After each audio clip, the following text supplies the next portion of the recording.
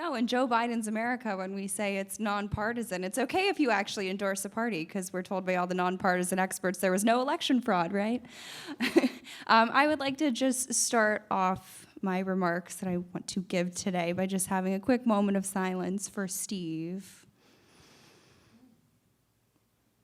Now, for those of you who are actual War Room regulars, you know he would probably fire me because he'd be mad at me for wasting 3 seconds, not putting it towards victory in 2024. But I'm so honored to be here, not to be standing in for Stephen K. Bannon, but to be just one of his action force multipliers. I was speaking to my mom earlier today, and she's like, where, first of all, where are you? What are you doing? You're back in Milwaukee?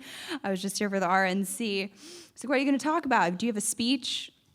And I said, you should know, Mom, I would lose my job if I ever gave speeches with notes or any sort of paper with a script, because we're all impromptu in the war room. Steve would also fire me. Then I proceeded to go on like an hour-long rant.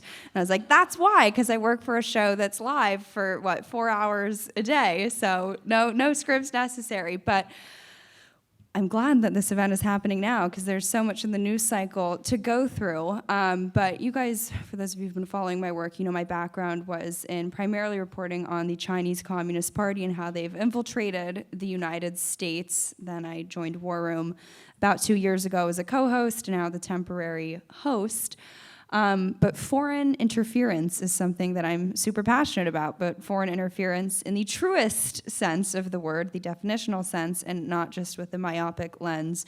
For Russia, even though we're told by the Biden regime, what was it, I believe late Sunday night, there's always an interesting correlation with the timing there, they decided to renew a national emergency when it comes to foreign election interference in the United States. This, of course, coming on the heels of perhaps the indictment that you guys saw against RT when it comes to Tenet Media about how $10 million was funneled unknowingly, they say, to a bunch of right-wing influencers. Now, frankly, my take on that whole story was, what a lack of ROI, what a waste of taxpayer dollars for what was probably the $100 million plus that the Biden DOJ wasted trying to find Russian collusion. And the best they could find was about $10 million that maybe went to some random influencers who pumped talking points and content that they were still pushing out even before they received, allegedly, any of those funds. But this sort of goes to the broader critique that I have of this resurgence that we see on this foreign election interference narrative. One is that it's so selective, right?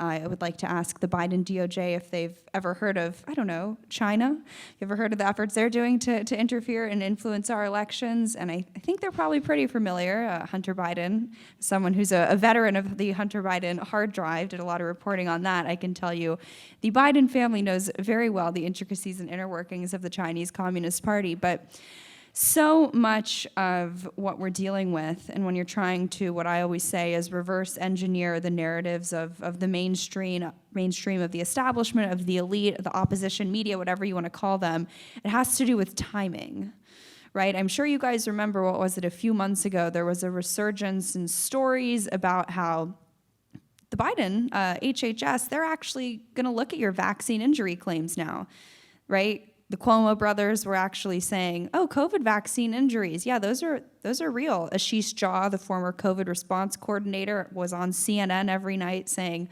yeah, COVID vaccines, there's problems with them. We want to work to earn your trust back. Like, well, I think the New York Times said that the War Room was the #1 spreader of misinformation for saying those very same claims. So I don't take your word for it that you actually care about vaccine injuries, probably because you're too full of Pfizer cash anyways to actually care. But my question is, why are you talking about it now? And then about a week or two later, all of a sudden we started seeing avian influenza. Monkeypox is resurging. We got a lockdown for a new pandemic, new negotiations for a WHO pandemic treaty. Right? It's what we call a limited hangout. Just enough to gain your trust back, just enough to make you think that the government is working for your best interest. We know the Democrats believe that. That's why they want to expand it. You remember, it was the old Turning Point slogan, big government sucks. How far we've come from that. Now it's not that. It's big government wants to, kill you, turn your kids gay and trans, and enslave you in a digital ID, New World Order type system. I don't know if that's as punchy as big government sucks. I'm still working on refining that message. But I bring this all up because it's timing that is so crucial. And why we're seeing this foreign election interference narrative resurge now is because they're getting ready to steal this election again in a nonpartisan way. We'll put that caveat on there. And what they are doing, there was a very interesting article, I'm sure you guys are familiar with the Brookings Institution and the Brennan Center. So the Brennan Center, that's the same group, not just that counts Judge Juan Merchan's daughter as one of their top fundraisers, but it's also the group that was behind trying to rip Trump off the ballot in Colorado, and they're also the group that tells you non-citizen voting, that's a myth. Republicans in Congress are so crazy to want to do anything about it, but also if you guys try to pass legislation to stop non-citizens from voting, we're going to come after you. We're going to make sure you can't pass it. I suggested to some of my Republican congressman friends, I said, you guys should pivot the messaging on the SAVE Act, and you guys should make it, we're going to ban Russians from voting. Then maybe there'd be bipartisan consensus. No, but I bring up the Brennan Center because they put up a long-form article talking about how the Trump campaign is getting ready to say that the 2024 election is going to be stolen. They want to, quote, hang the hooks to put their hats on, right? This sort of projection-type narrative, which I would suggest the Brennan Center look up Saul Alinsky and learn that accusing the enemies of what you're guilty of is a tactic that Democrats have been doing for decades, not necessarily Republicans, at least those outside of the Rhino cohort. I wanted to posit an update to that statement for the Democrats, which was they're hanging the hook to hang their masks on, not so much the hats. But the projection there is that the Democrats are getting ready to lay and seed the narratives as to how they are going to be able to cause delays in election results that will be just long enough for them to conveniently find just enough ballots that, like we always say, the mistakes seem to always go one way, and one way 100% of the time, just like the Secret Service failures always seem to go one way 100% of the time. And frankly, my take on that whole thing, the DEI, affirmative action cope that a lot of Republicans like to go with, I think that is in some ways another limited hangout when it comes to grappling with the fact that our institutions are so weaponized against the American people. We like to say it's because they're incompetent, but it is the age-old, the perennial question of the Biden regime, right? Whether it's Afghanistan, China policy, border policy, is it a result of intentional malice or incompetence? And my money has always been on the former. So I just want to walk you through some of this evolving narrative on how, in my opinion, they're getting ready to say and sort of lay the groundwork for these delays. First and foremost, this is something that I've been raising the 5-alarm fire, the red flags, whatever you want to call it, for a while now, but we just saw a letter come out, I believe 2 days ago, from all 50 states, election workers, election officials, saying that the post office is going to experience significant delays with mail-in ballots. I think I heard that back in 2020, and I also posit to our dear Republican members of Congress who are so insistent on continually funding this very weaponized government with all the billions of dollars, trillions when you really add it all up, that we have continued to give to the federal government. The USPS seems that they still have shortages, right? Sort of an interesting department. Doesn't ever seem to get the funding, allegedly, or at least on the messaging side, they're always pushing that narrative. I advocated that we reappropriate. I heard there was some back and forth over Ukraine last night. I'm sorry to have missed it, but I said we should reappropriate the funds that we sent to Ukraine to give the landlord of that Aurora, Colorado apartment building weapons to get Venezuelan gangs out of their property. But I saw this story developing right on the post office front, and if you really read the letter, part of it is just attacking the postmaster general appointed by Trump, right, score points on Trump, but they're laying the groundwork that they're going to discover these mail-in ballots way after election night. And this, of course, goes back to, if you guys remember, the Transition Integrity Project, the Soros China-linked effort back in 2020 that really did come true, right? the Transition Integrity Project, the buried lead there being that there was going to be a transition, right? And this was how we saw them sort of war game out in these tabletop scenarios, how to make sure that Trump didn't win. A lot of those people ended up working in the Biden White House. No conspiracies, no coincidences. I'm sure also no conspiracies, no coincidences that the director of the one of the Zuckerberg groups that was affiliated with Center for Tech and Civic Life, the one that helped privateer election, I was going to say results, Freudian slip, spending, privatize rather. I think especially in Wisconsin, he ended up being the director of, I think, tech policy in the Biden White House too. What an uncanny ability for tech policy that man has.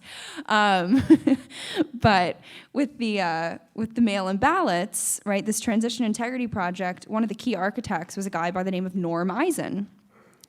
Now, Norm Eisen is the architect behind color revolutions abroad. He wrote a book called The Playbook, which literally was the kind of draft text, the source code, particularly in Czechoslovakia, but in really a lot of countries for color revolutions. And one of the main ways that they bring it about is trying to, create and sort of manifest a lack of trust, a lack of authority in election results. Say the ruler, the opposition party is, just autocratic, just authoritarian enough in the way that they bring and sort of instill a lack of confidence in election results is through mail-in ballots. Could you imagine that?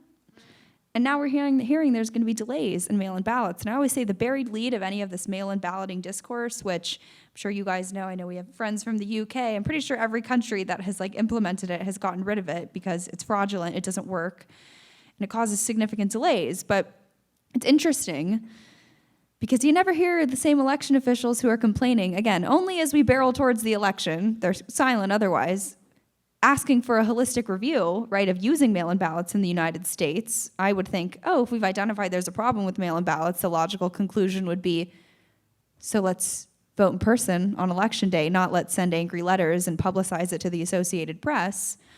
But all of this works in the same vein, like I said, the color revolution, the Norm Eisen, the Transition Integrity Project, to sow that narrative that there's going to be delays on November 5th.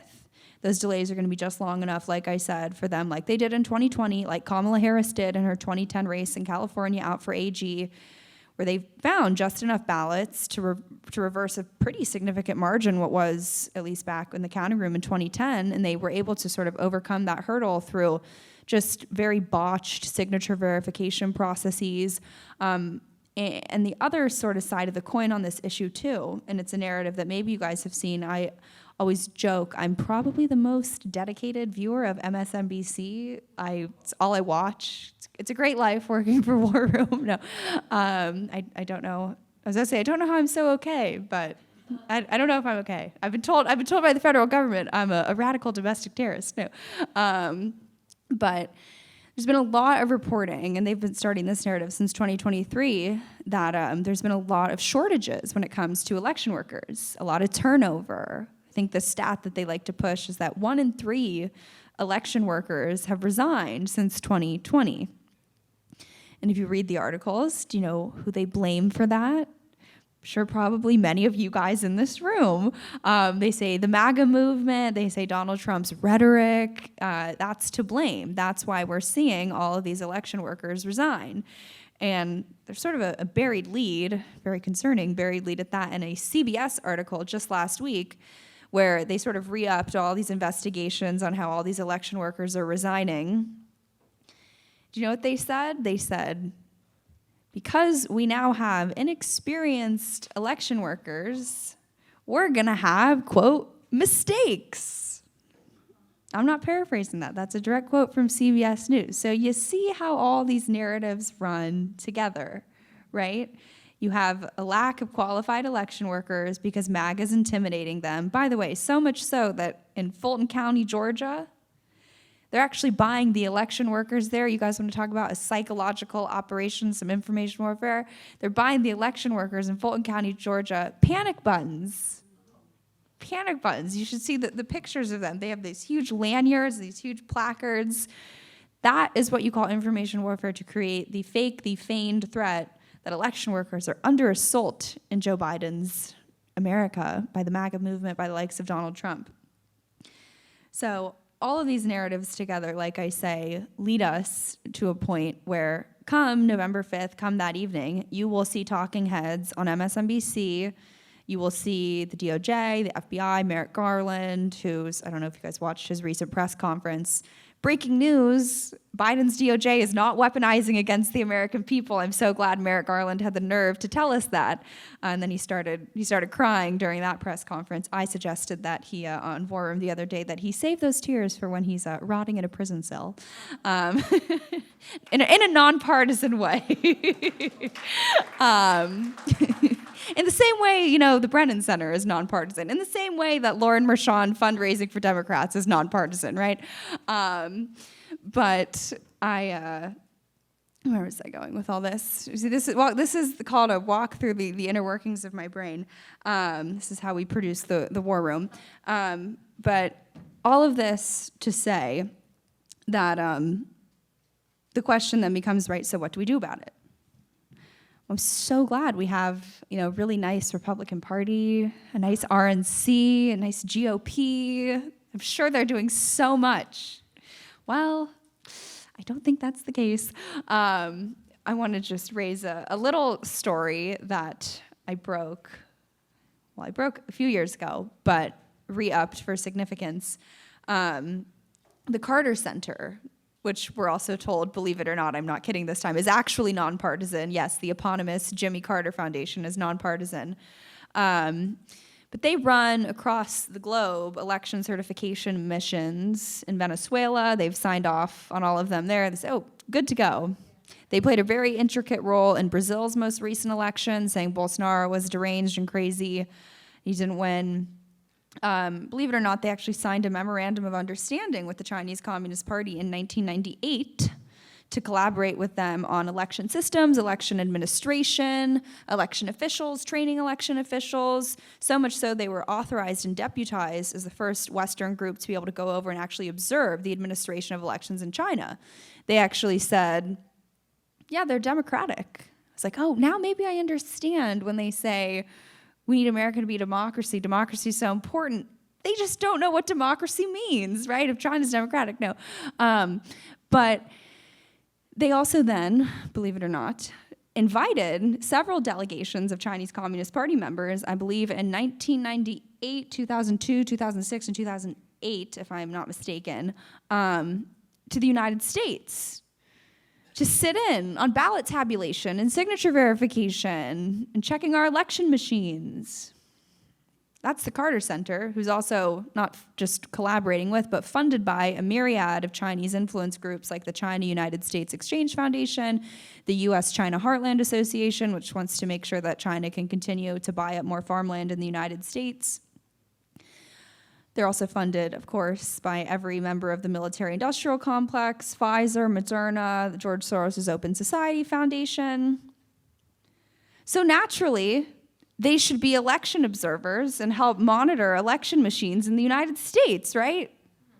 Well, what if I told you they were, but just in swing states, particularly Georgia, the same state that Goldman Sachs just came out the other day and said, yeah, we think Kamala's going to win, but it's all going to come down to Georgia. No conspiracies, no coincidences, right? So it makes you wonder how those type of people, those type of groups get so deeply embedded within our election infrastructure, how the China-United States Exchange Foundation, which I spent a lot of my early career doing reporting on, has been allowed and continues to pay to bring mainstream media journalists, members of Congress, their staff. They also have a nice deal, a partnership with the Congressional Black Caucus, fun fact. They bring a bunch of young black people from their districts over to China on trips that are subsidized by the Chinese Communist Party, where those young students are exposed to Chinese propaganda. And I obtained the brochures of the students who went on those trips and came home. They actually said, China is, quote, an amazing communist country, upon return, that America should work to be more like. When you look at what our leaders are doing, I guess they'd probably be pretty proud. There's also another great article in the Washington Post, just to go full globalist critique, just a few days ago from Richard Fontaine. Again, probably a name you haven't heard of, but he is the CEO of the Center for New American Security. It's kind of swampy DC think tank, Maybe the best way I could summarize this think tank for you is Hillary Clinton gave their opening keynote when they launched it. Victoria Nuland was the old CEO, and they've been identified by the Washington Post and a myriad of mainstream outlets as sort of the staffing backbone of the Biden regime and the Obama White House. So the CEO of that group just put an article up in the Washington Post following long-form commentary in Foreign Affairs saying that we need a new NATO-style group to go after foreign election interference. We need to coordinate between all, they don't specify which countries, but all the Western countries, I would assume, that anytime one country attacks another with disinformation, we all need to band together and combat it with coordinated diplomatic messaging, coordinating on prison sentences, coordinating on misinformation and censorship. So I'm calling this the Pandemic Treaty 2.0, but that's what they're working on. Where are Republicans? Well, it's almost like they don't care and they're not doing anything because that's kind of the point. Now, I guess most of my speech is just paraphrasing the mainstream media, but in a different way. But there was another very important, and this is something that I want to take anything away from this long-form ramble, that I want to burn into your brain. It's the word post-Trump. Post-Trump. I'm sure you guys have by now seen Liz Cheney and Dick Cheney. They're all coming out endorsing Kamala. The Bushes aren't going to vote. Mitt Romney's not going to vote. I would say, I don't know if I'm allowed to cuss, but Dick Cheney, I don't know where your ass ends and your Halliburton board seat begins. So I don't really take anything that you say as gold. But at least they have the nerve, right, to say the quiet part out loud. Paradoxically, they have the courage, right, to say that they're not supporting Trump. But just 2 nights ago on Chris Hayes on MSNBC, you have Alexi McCammon and Tim Miller sitting up there on their panel saying, wow, don't all these endorsements make it look like a post-Trump right is happening? Post-Trump. Chris Hayes then goes, yeah, maybe Liz Cheney doesn't have a future in the Trump era, but she could down the road. Now, I'll let that sink in for a second. I don't know about you guys, but I'll speak for myself. In this room, it's not the Trump era. It is a radical and long overdue transformation of the Republican Party to align with the grassroots and not the donor class, and to actually push forward, whether you want to call it populist or America First or whatever policies, not just Democrat light, rhino, neocon globalism, whatever you want to call it. But that's what this is about. There's a long-form Politico article where all of the members of Congress that you guys, I'm sure, worked hard to knock on doors and donate to, well, they're busy giving Jonathan Capehart from Politico off-the-record repartee and comments about how they actually want Trump to lose because it'll make it easier for them. The Huffington Post has a story out yesterday chronicling the Koch network. Remember them? They're already planning for a post-Trump right, a post-Trump America. So when you wonder why the Carter Center is allowed to observe elections in Georgia and every swing state, and when you wonder why House Republicans, apparently the only thing they can fight for is either getting more aid for Ukraine or dangling the SAVE Act as a shiny toy on continued record-high spending levels for the very same federal government that is intentionally busing and flying and God knows what Haitian migrants into America's most red-blooded patriotic towns. No, but let's make sure we continue to fund the Department of Homeland Security. By the way, I love how it took cat memes to get the mainstream media to be talking about mass immigration and the impacts that it has on this country, right? But I guess if you treat America as a special economic zone, where as long as the migrants are, going to Walmart and paying taxes, but I thought they don't have citizenship or registrations, they can't vote, but we'll put that aside. I guess it doesn't matter what makes up your country. And we as Republicans should know that integrity matters and who makes up your party or your country does matter, right? Because what does it mean to even be a Republican today when the enemy is within the Republican Party, right? They're spending their free time talking to Politico reporters about how they want Trump to lose. And you think the Chinese Communist Party, all those radical left-wing groups that are funding the Carter Center, that are funding these groups that are monitoring elections, you think they're just banking on a hope and a prayer that Trump's going to lose? They're doing everything they can And I would say look no further than the COVID-19 pandemic. That's biological warfare, right? And I think there's a very significant and interesting parallel between the critiques the mainstream media and that the left gives us when it comes to mass immigration and who actually composes and is a part of your country to who actually composes and constructs the inner workings and the leadership of the Republican Party, because we know what it means to see that be watered down. And I hate to be the bearer of bad news, but you guys also know that if Stephen K. Bannon were standing here, he would not be giving you happy talk either. So what is the answer? The answer is that the cavalry is not coming to save us, and that coming to meetings like this and knocking on doors and taking it into your own hands, registering voters when you go watch the new Reagan movie at the theater, when you go to the gun range, when you go hunting, you do stuff like that, that's the only way forward, because the RNC is not doing anything to save us. Republican members of Congress aren't doing anything to save us, and why would they? They're the number one beneficiary of the status quo system continuing on in the way it is. Laughing all the way to their offshore banks, cashing the checks from the Chinese Communist Party. And I would know because I was in Hunter Biden's hard drive. So with that, I will say I'm so honored to have spoken here and just given you a long-form ramble. This is what I think about on a Saturday morning. But I'm so honored. Evening. I don't even know what time it is. I'm in my own time zone. It should be like China. I just have one time zone. But thank you for letting me speak. And I'm sorry if I made you guys depressed.